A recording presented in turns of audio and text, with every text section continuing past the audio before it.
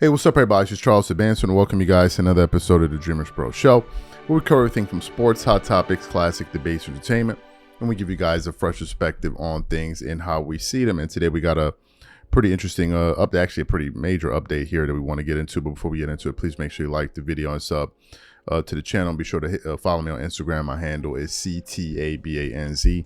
Make sure y'all follow me on there. So let's get into today's topic here. So it's been a while since we discussed Shannon Sharpe. Now, Shannon Sharpe recently made some headlines because of a back and forth that he had with Jim Jones on his show Nightcap, and I think Chad Johnson was there as well. As you guys know, Jim Jones lost his damn mind and went out there and said that him and Nas are on the same level and him and Nas are more influential. I'm like, yo, those comments were so ridiculous. We almost did a show about it, but I'm like, nah, this is not my lane. So let me just stay away from that topic there. But that's the last time he made headlines, and he made a lot of news. People were kind of reposting that exchange that took place there.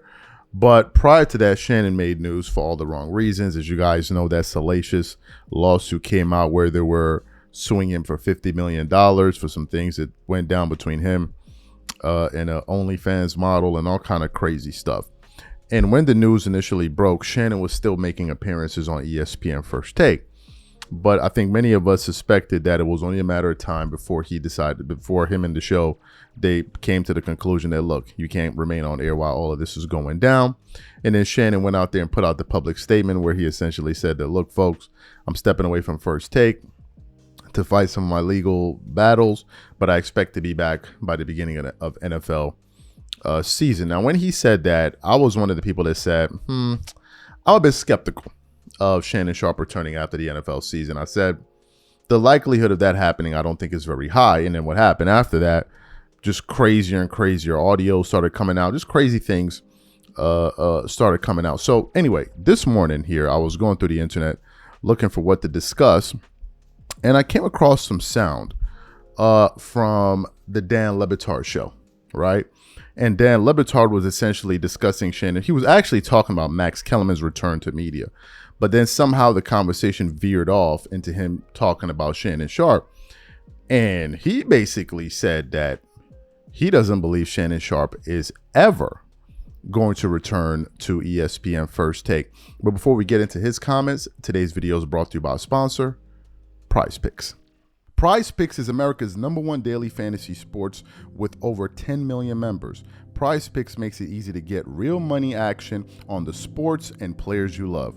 You pick more or less on at least 2 for a shot to win up to 100 times your cash. For example, this week on Prize Picks, I'm looking at the upcoming NBA schedule and selecting Stephen Curry for more than 29 points and Kevin Durant for more than 27 points and Anthony Davis for more than 12 rebounds and Luka Doncic for more than 8 assists. If you're like me and you like to play it safe, you'll love Prize Picks' new feature, Flex Plays. It's the safest way to play. You can still cash out even if your lineup isn't perfect. Plus, you can double your money even if one of your picks doesn't hit. On top of this, Prize Picks puts their members first, so all withdrawals are fast, safe, and secure. When my picks hit, I can get my money as quick as in 15 minutes. So download the Prize Picks app today and use code CLNS to get $50 instantly when you play $5. That's code CLNS on Prize Picks to get $50 instantly when you play $5. You don't even need to win to receive the $50 bonus. It's guaranteed. And remember, whenever you support this sponsor, you're supporting this channel. Thank you. So what I want to do now is I want to play exactly what Dan Le Batard had to say about Shannon Sharpe's situation moving forward, and then I want to come back and continue on the show. Take a listen to his comments here.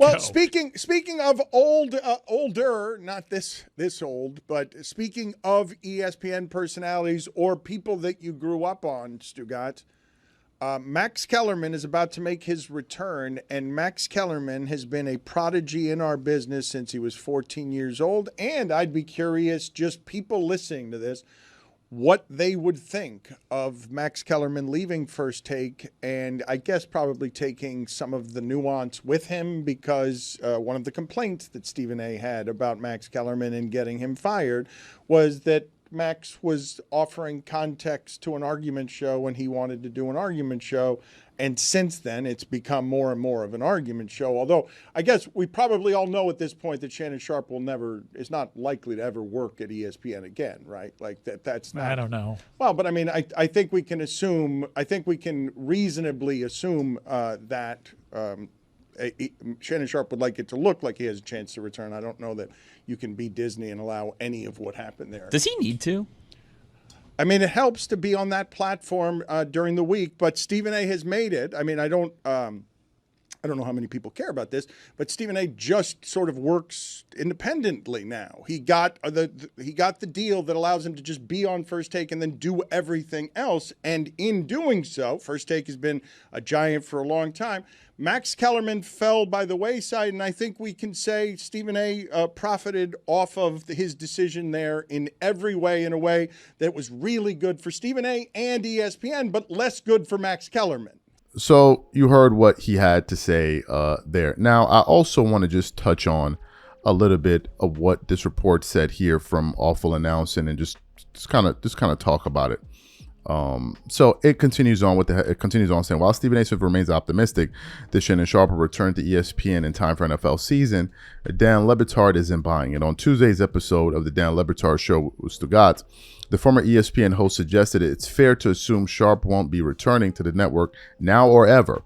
While it's still technically possible, Le Batard implied, we've already seen the writing on the world, and then it said on the wall, it says Shannon Sharpe recently postponed his Nightcap live tour, but continues to host the podcast alongside Chad Johnson, even as serious allegations have forced him to step away from ESPN.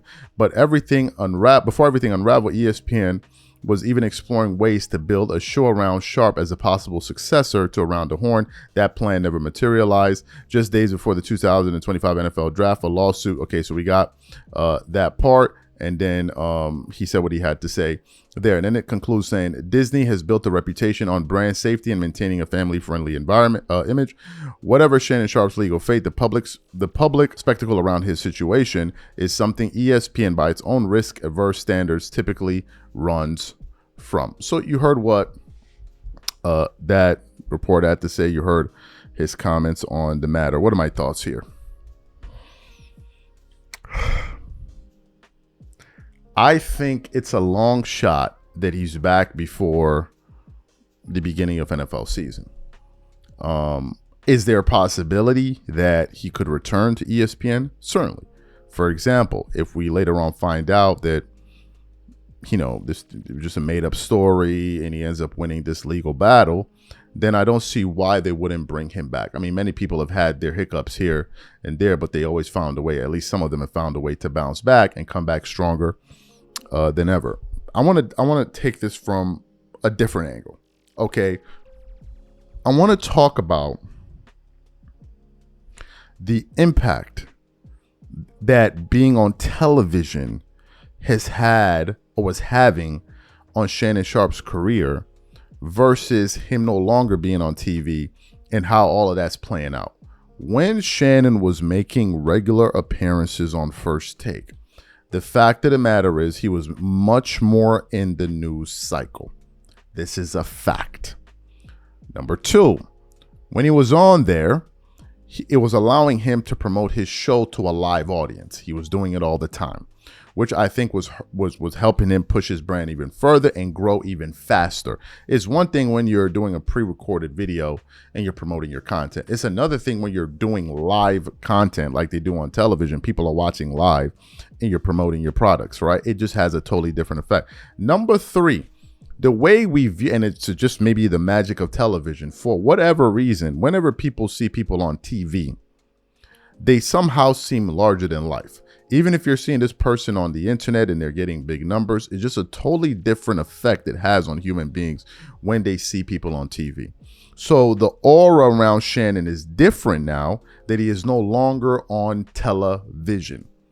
One can make an argument that his aggregate amount of views that he was getting on his podcast was higher than what he was getting on ESPN First Take. But just being on that platform, the brand, everything was having a major impact. Now, Shannon Sharpe is still a very big wig in the sports media space. Don't get it twisted. You heard the back and forth between him and Jim Jones when I alluded to that earlier when he made that clear to Jim Jones. But the fact is, being on television certainly helps.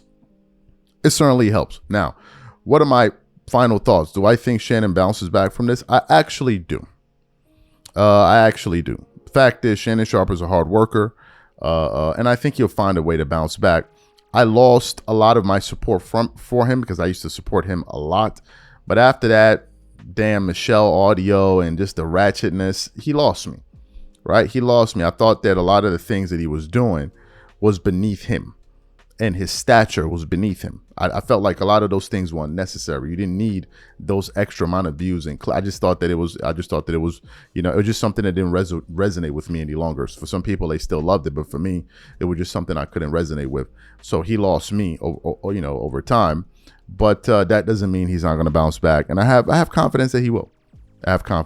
So these are my thoughts. Whatever you guys think, please leave your thoughts in the comments, and we catch you on the next show. Peace.